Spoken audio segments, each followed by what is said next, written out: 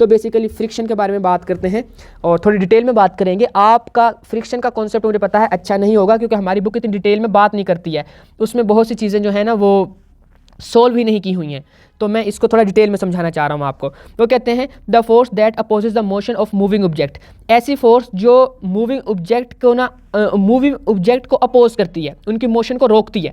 ठीक है, एक बॉडी इस तरफ जा रही है, उसको रोकने के लिए जो इसके ऑपोजिट डायरेक्शन में कोई ना कोई फोर्स लगेगी, वो फ्रिक्शन है बेसिकली। सही है, तो इसके फ़ायदे हैं, नुकसान भी हैं, वो सारे हम आज पढ़ेंगे। Friction is force that comes into action as soon as the body is pushed or pulled over a surface. जैसे ही बॉडी पे फोर्स लगाना शुरू किया आपने, उसको खींचा या उसको धक्का दिया, दोनों में से कोई भी काम किया आपने, फ़ौरन से फ्रिक्शन जो है अपना एक्शन शुरू कर देगी, एक्शन में आ जाएगी। आपका वैसे एक्शन वर्ड यहाँ पे ये है कि अमल में आ जाएगी। वैसे तो जो आप फोर्स लगाएंगे वो एक्शन होगा। फ्रिक्शन एज रिएक्शन प्रोड्यूस क्या नहीं, एज रिएक्शन एक्ट करेगी वहाँ पे।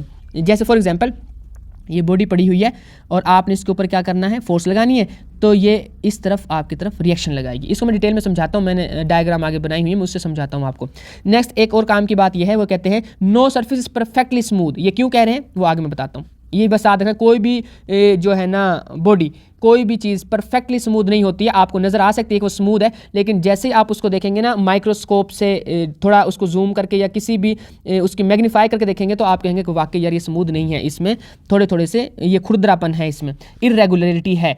तो वो कहते हैं कि the contact point between two surfaces form a sort of cold welds, these cold welds resist the surface from sliding each other. बच्चों ये याद रखिएगा, यहाँ पे देखें, यहाँ पे हमें सरफेस देखें ऊपर वाली स्मूथ नज़र आ रही है ना ऐसे, तो इसकी चारों साइड स्मूथ नज़र आएंगी, पर हमने उसको इतने हिस्से को जूम करके देखा तो उसको इस तरह से हमें नज़र आया कि वो खुरदरी है थोड़ी थोड़ी, वो उसमें इरेगुलरिटीज़ हैं। और जिन दो पॉइंट्स पर दोनों सरफेस आपस में मिलती हैं उनको जो कोल्ड वेल्स बोला जाता है। ये हमने याद रख लेना बच्चों, जो कॉन्टैक्ट पॉइंट है सरफेसेस के उनको कह रहे हैं हमें, वो हमने मैग्नीफाई करके देख लिए हैं। तो ये यहाँ पे दो नज़र आ गए हमें। ओके, अब हमारे पास याद रखना है आपने कि यहाँ पर बेसिकली फ्रिक्शन एक्ट कर रही होती है। जहाँ पर दो सरफेस एक दूसरे से टच होती है ना, वहाँ पे फ्रिक्शन होती है। जैसे फॉर एग्जांपल यहाँ पे ये जो साइकिल है ना, ये जो साइकिल है, ये पूरी की पूरी ये जो है इसका टायर है, लेकिन फ्रिक्शन सिर्फ यहाँ पे होगी जहाँ पे ये ज़मीन के साथ टच कर रही होगी। यहाँ पे कोई फ्रिक्शन नहीं है फिलहाल, यहाँ पे कोई फ्रिक्शन नहीं है, यहाँ पे कोई फ्रिक्शन नहीं है। फ्रिक्शन कहाँ पे है, जहाँ ये ज़मीन के साथ टच कर रही है उस पॉइंट पे फ्रिक्शन है, और ये इसका कोल्ड वेल्स है यहाँ पे। आगे बच्चों बात समझ, अब आगे चलते हैं। अब हमारे पास वो कहते हैं ग्रेटर द प्रेसिंग फोर्स। अच्छा बच्चों एक बात बताओ, मुझे गौर से सुनना, अगर मैं कहता हूँ कि मैं इसके ऊपर बहुत ज़्यादा फोर्स लगा देता हूँ, इसको मैं बहुत ज़्यादा ऊपर से प्रेस कर देता हूँ किसी चीज़ के ऊपर, इसके ऊपर मैं खुद चढ़ जाता हूँ इस बॉक्स के ऊपर, सही है, तो होगा क्या, तो यहाँ पे जो पॉइंट्स है ना एक दूसरे के साथ ज़्यादा टच में आ जाएंगे। ये वाला पॉइंट हो सकता है मिल जाए आपस में, फोर्स लगी ना ऊपर वाली चीज़ दब जाएगी नीचे की तरफ, तो हो सकता है ये वाला पॉइंट भी आपस में मिल जाए। ये वाला पॉइंट तो ऑलरेडी मिला हुआ है, तो यानी कि कोल्ड वेल्स ज़्यादा हो जाएंगे। तो ये बात वो यहाँ पे कर रहा है, कह रहा है greater is the pressing force, greater will be the friction between the sliding surfaces. जब कोल्ड वेल्स बढ़ जाएंगे, जब ये दोनों के आपस में कॉन्टैक्ट बढ़ जाएंगे, तो जाहिर सी बात है ये स्लाइड करने से रोकता है, ये मोशन करने से रोकता है, तो उस चीज़ की फ्रिक्शन भी बढ़ जाएगी। ये याद रखना है आपने बच्चों। अब हम देखते हैं यहाँ पे मैंने इसको लिखा है, यानी कि FS स्टैटिक की बात हो रही है, रेस्ट की बात हो रही है। जब बॉडी रेस्ट में है तो यहाँ पे जो प्रेसिंग फोर्स है ना, ये मैं थोड़ा सा आगे रीड कर देता हूँ। वो कहते हैं friction is equal to the applied force that tends to move a body at rest. Friction equal होती है उस अप्लाइड फोर्स के जो उस बॉडी को मूव कराने की कोशिश कर रही है। It increases with applied force, जैसे से अप्लाइड फोर्स बढ़ती है वो इंक्रीज करती है friction. Friction can be increase at to certain friction can be increase to certain maximum value, it does not increase beyond this। Basically वो कह रहा है कि जब हम एक बॉडी के ऊपर, यहाँ पे समझो गौर से, जब एक बॉडी के ऊपर हम इस तरफ फोर्स लगा रहे हैं तो फोर्स के ऑपोजिट बॉडी हमें रेजिस्ट करेगी, यानी कि बॉडी की कोई फ्रिक्शन होगी। मैं कहता हूँ मैंने 5 न्यूटन फोर्स लगाई, बॉडी ने भी मुझे 5 न्यूटन फोर्स वापस लगा के दी, फिर मैंने फोर्स डबल कर दी, मैंने कर दी 10 न्यूटन, बॉडी ने भी 10 न्यूटन फोर्स लगाई। कौन सी फोर्स? Friction force. मैंने दोबारा से डबल कर दी, मैंने 20 न्यूटन की फोर्स लगा दी। अब बॉडी की मैं कहता हूँ कि लिमिट जो हाईएस्ट फ्रिक्शन की फोर्स थी वो 10 न्यूटन ही थी, मैं लेट करके चल रहा हूँ कि 10 न्यूटन फोर्स थी। तो बॉडी अब इससे ज़्यादा बेचारी फोर्स या फ्रिक्शन अप्लाई ही नहीं कर सकती है, ऑपोजिट फोर्स लगा ही नहीं सकती है। तो होगा क्या कि बॉडी मूव करना शुरू कर देगी। किस डायरेक्शन में? फोर्स डायरेक्शन में। तो बॉडी इस तरफ मूव करना शुरू कर देगी। लेकिन जो फ्रिक्शन है वो शुरू कब हुई? मैं एक और एग्जांपल देता हूँ कि मैंने पहले लगाई थी 2 न्यूटन की फोर्स, सही है, तो फ्रिक्शन भी 2 न्यूटन की ही लगी थी।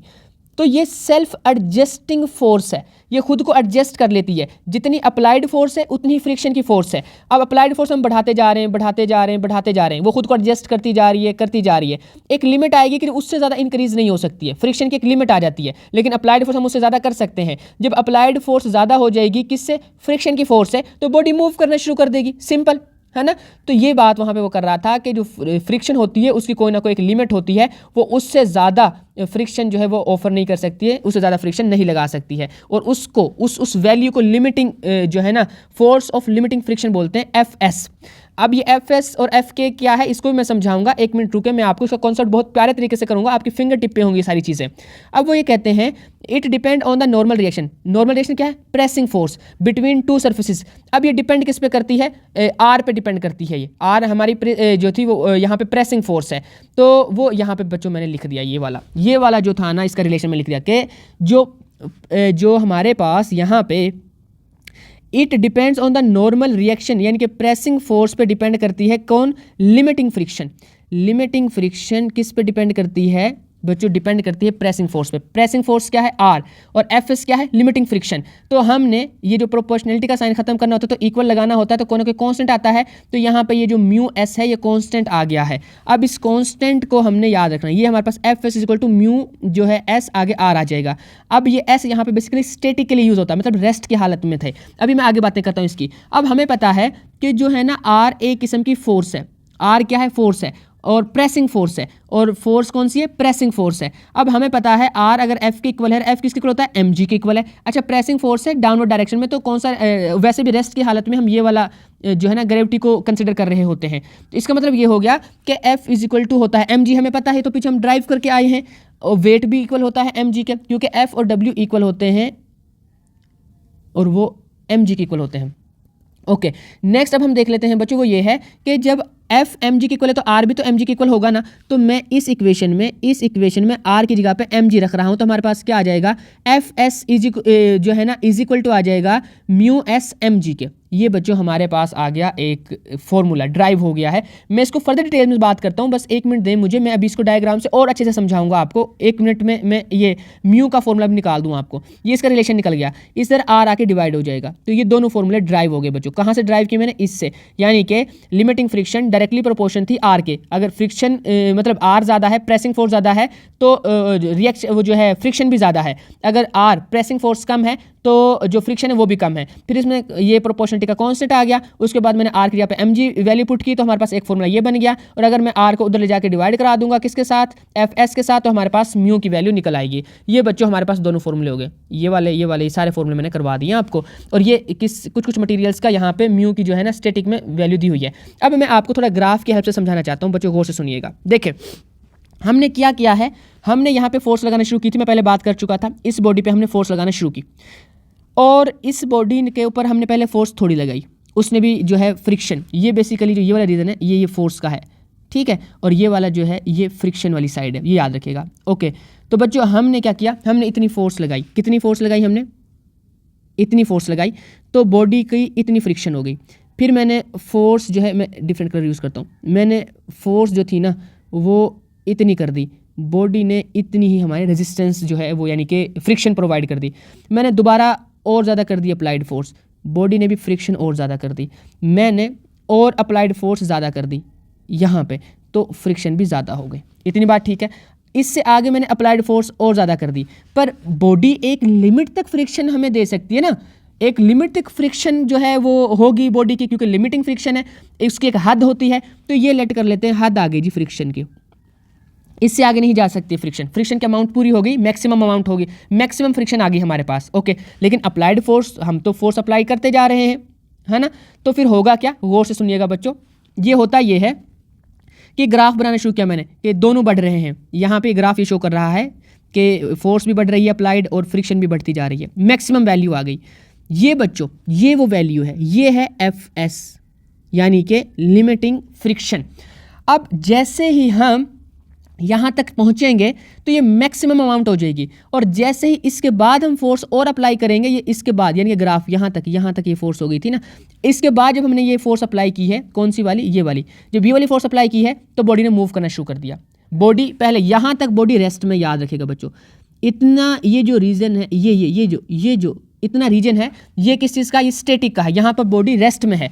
जैसे ही हमने इससे ज़्यादा अप्लाई की फोर्स तो बॉडी ने मूव करना शुरू कर दिया, उसके बाद बॉडी आ जाएगी मोशन में, और जब मोशन में बात करेंगे हम तो फिर हम के यूज़ करेंगे, काइनेटिक वर्ड यूज़ करेंगे उसके लिए। आपकी लेवल पर नहीं है पर मैं आपको समझा रहा हूँ। याद रखिएगा कि जब बॉडी मूव करती है ना तो फ्रिक्शन कम हो जाती है, फ्रिक्शन रिड्यूस हो जाती है। याद रखिएगा बच्चों, ये इंपॉर्टेंट पॉइंट है। मैक्सिमम अमाउंट से पहले फ्रिक्शन कम होती है, फिर बॉडी मूव करना शुरू कर देती है, और फिर बॉडी जब मूव करना शुरू करती है तो एक मूविंग बॉडी के लिए, जो मूविंग बॉडी है उसकी फ्रिक्शन कांस्टेंट रहती है। ये आप ऐसे भी कह सकते हैं, या आप इसको ऐसे भी कह सकते हैं कि ये ऐसे रह जाती है। सही है, यानी कि जो एक बॉडी है वो जब मोशन में आ जाएगी तो उसकी फ्रिक्शन कांस्टेंट रहती है, लेकिन जब वो रेस्ट में थी तो उसके पहले 2 न्यूटन की फोर्स थी फ्रिक्शन की, फिर 5 न्यूटन की हुई थी, फिर 10 की हुई थी, वो वेरिएबल थी, वो चेंज होती रहती थी। तो बच्चों ये आई होप कि आपको फ्रिक्शन का कॉन्सेप्ट समझ आ गया होगा, जिसका ग्राफ भी आपको समझ आ गया होगा, और जो मैंने 2-3 फॉर्मूले थे उसके छोटे छोटे से वो भी मैंने आपको ड्राइव कर दिए हैं।